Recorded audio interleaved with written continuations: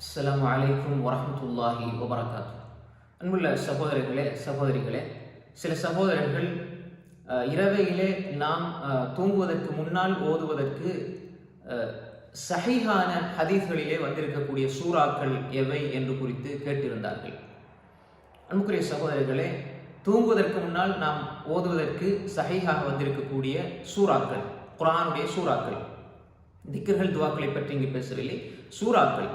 அதாவது சூரா நாஸ், சூரா ஃபலக், சூரா இஹ்லாஸ், அதே போன்று ஆயத்துல் குர்சி,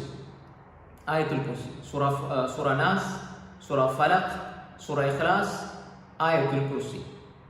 அதே போன்று பொதுவாக ஒரு இரவில் ஓதினால் என்று வரக்கூடியது சூரா பக்ராவினுடைய கடைசி 2 வசனங்கள், ஆமன ரசூல் பீமா உஸில இலைஹி மின் ரப்பிஹி வல் முஃமினூன், அந்த 2 வசனங்கள், லா யுகல்லிஃபுல்லாஹு நஃப்ஸன் இல்லா உஸ்அஹா.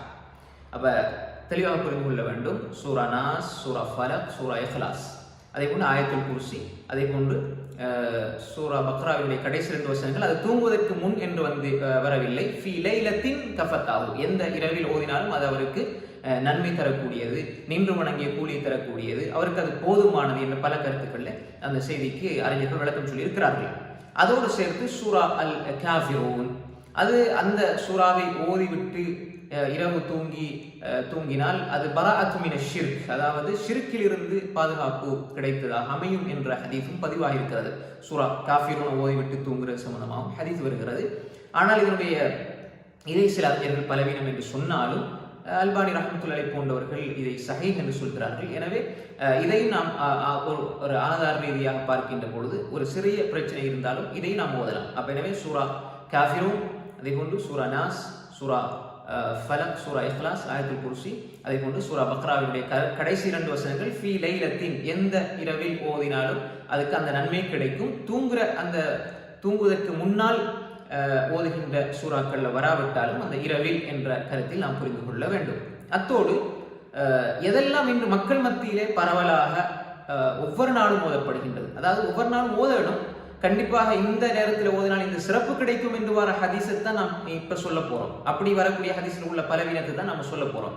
அதனால இவர் குர்ஆன் ஓதுறத இவர் ஓதுற மக்களை ஓத விட மாட்டேங்கிறாரு அப்படின்னு கருதி விட வேண்டாம். அப்படி ஹதீஸ்ல இல்ல, நம்ம அப்படி நினைச்சு நம்ம தப்பா ஓதுறோம்ங்கிறத புரிஞ்சு கொள்ளணும், அவ்வளவுதான். உதாரணமாக சூரா முல்க் இரவையில ஓதினால் இன்று வரக்கூடிய செய்தி, அதாவது அது கபருடைய வேதனையிலிருந்து பாதுகாக்கும் என்ற செய்தி சஹீஹானது. ஆனால் அதுல ஃபீ குல்லி லைலா, அதாவது தூங்குவதற்கு முன்னால், அதே போல் ஒவ்வொரு இரவும் என்று வருகின்ற செய்தி பலவீனமானது. அப்ப ஒவ்வொரு இரவிலும் சூரா முல்க் ஓதுவது என்ற செய்தி பலவீனமானது. அதே மாதிரி ரசூல் ஸல்லல்லாஹு அலைஹி வஸல்லம் சூரா முல்க் அலிஃப் லாம் மீம் சஜ்தா ஓதாமல் தூங்க மாட்டார்கள் என்று வரக்கூடிய செய்தியும் பலவீனமானது. அதே மாதிரி சிலர் மஹரிபுக்கு இஷாக்கு பிறகு வாக்கியா ஓதுவார்கள், அப்படி சரியான ஹதீஸ்களே கிடையாது. அதே மாதிரி யாசின் சூரா ஓதுவார்கள், அதுக்கும் மஹரிப் பிறகு யாசின் சூரா ஓதுவார்கள், அதுக்கும் எந்த ஆதாரமும் கிடையாது.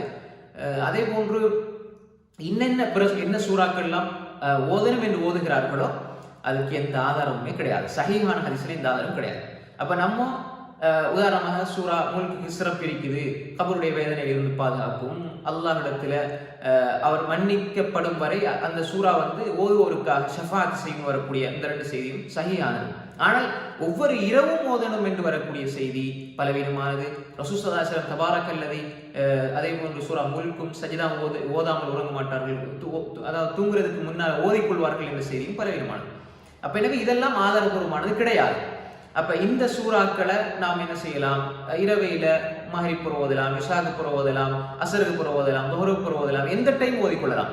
ஒவ்வொரு நாளும் ரசூலா ஓதினாங்க அது சுன்னாண்டு நினைச்சு ஓதுறது கூடாது. அதெல்லாம் ஒவ்வொரு நாளும் ஓதிவாருன்னு பிரச்சனை இல்லை. ஆனா அதை விட சிறந்தது முழு குர்ஆனையும் ஓதுங்க. நிறைய பேர் யாசின் அதிகமாக ஒவ்வொரு நாளும் ஓதுறாங்க, அது தப்பு கிடையாது, குர்ஆனின் அடிப்படையில் ஓதுங்க. ஆனா யாசீனுக்கு தனியான சிறப்பு என்று சொல்லி எந்த ஹதீஸுமே ஆதாரபூர்வமான செய்தியில கிடையாது. அப்ப நீங்க சூரா முல்க் ஓதுங்க, ரஹ்மான் ஓதுங்க, வாக்கியா ஓதுங்க, எது வேண்டாலும் ஓதுங்க. ஆனால் இது எல்லாத்தையும் விட சிறந்தது குர்ஆனை முழுமையா ஓதுங்க. சூரா பக்ரா சிறப்புக்குரியது, ஆல் இம்ரான் சிறப்புக்குரியது, நிசா, மாயிதா, அன்ஆம், ஆராஃப், அன்ஃபால், தௌபா எல்லாம் சிறப்புக்குரிய சூறாக்கள். எல்லாத்தையுமே ஓதக்கூடியவர்களாக மாற வேண்டும். அதே மாதிரி ஒரு குறிப்பிட்ட சில சூறாக்களை மட்டும் ஒரு புத்தக வடிவில் வச்சுக்கொண்டு அதையே ஒவ்வொரு நாளும் ஓதக்கூடிய சகோதரர்களாக இருந்தால், அப்ப அல்லாஹ் இறக்கி வச்ச குர்ஆனை விட்டுட்டு யாரோ மனிதர்கள் உருவாக்கிய ஒரு சில சூறாக்களை மட்டும் நாங்க ஏன் ஓதணும்? மனிதர்கள் உருவாக்கண்டா இப்ப சொல்லுவாங்க அது குர்ஆன்லயும் தான் எடுத்திருக்கீங்க. ஏன் குர்ஆன்லயும் நீங்க பிரிச்சு எடுக்கணும்? அல்லாஹ் அவனுக்கு தெரியாதா இதை பிரிச்சு கொடுக்கணும், இதைத்தான் இவங்க ஓதணும் என்று அல்லாஹ்க்கு தெரியாதா? எல்லாமே அல்லாஹ்வுடைய வார்த்தைகள். சிறப்பு சொல்லி இருக்கிறாங்க ரசூலுல்லாஹ் என்று சொன்னா அதை ஹதீஸ் எப்படி புரிஞ்சு கொள்ளணும்டா, ஒரு சில சந்தர்ப்பங்களில் அந்த சிறப்பு கருதி நம்ம அதை அமல் செய்யணும். அதே மாதிரி குறிப்பிட்ட சந்தர்ப்பங்கள் சொல்லி இருந்தால், இப்ப தூங்கும் போது ஆயத்துல் குர்சி ஓதுங்க, ஷைத்தான்ல இருந்து பாதுகாப்பு கிடைக்கும். மலக்குமார் உங்களை பாதுகாப்பாங்க, மலக்குமார்கள் பாதுகாப்பு தருவாங்க, ஷைத்தான்ல இருந்து பாதுகாப்பு கிடைக்கும். ஷைத்தானுடைய தீங்கிலே இருந்து வந்திருந்தா அதை கண்டிப்பா ஒரு வசனம் தான் ஓதிக்கொள்ளலாம்.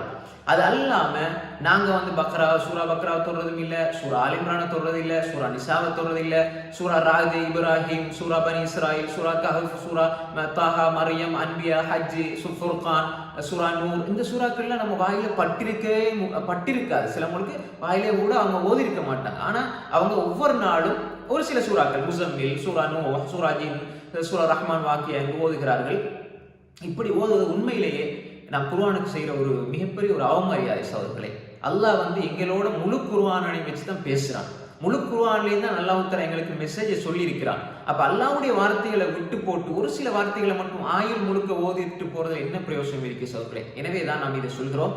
எனவே தூங்குவதற்கு முன்னால் ஓத வேண்டிய அந்த சூறாக்களை நாம் தெளிவாக புரிந்து கொள்ள வேண்டும். அதே மாதிரி வேறு சிறப்புகள் சொல்லப்பட்டிருக்கின்ற அந்த சூறாக்களை நம்ம அவ்வப்போது ஓதிக்கொள்ள வேண்டும். குர்ஆனை ஒவ்வொரு நாளும் ஓதிக்கொள்ள வேண்டும். அல்லாஹ் தஆலா நம்மை குர்ஆனுடையவர்களாக, குர்ஆனை எப்பொழுதும் ஓதி அதன்படி அமல் செய்யக்கூடிய மக்களாக ஆக்கிடுவானாக. அஸ்ஸலாமு அலைக்கும் வரஹ்மத்துல்லாஹி வபரகாத்துஹு.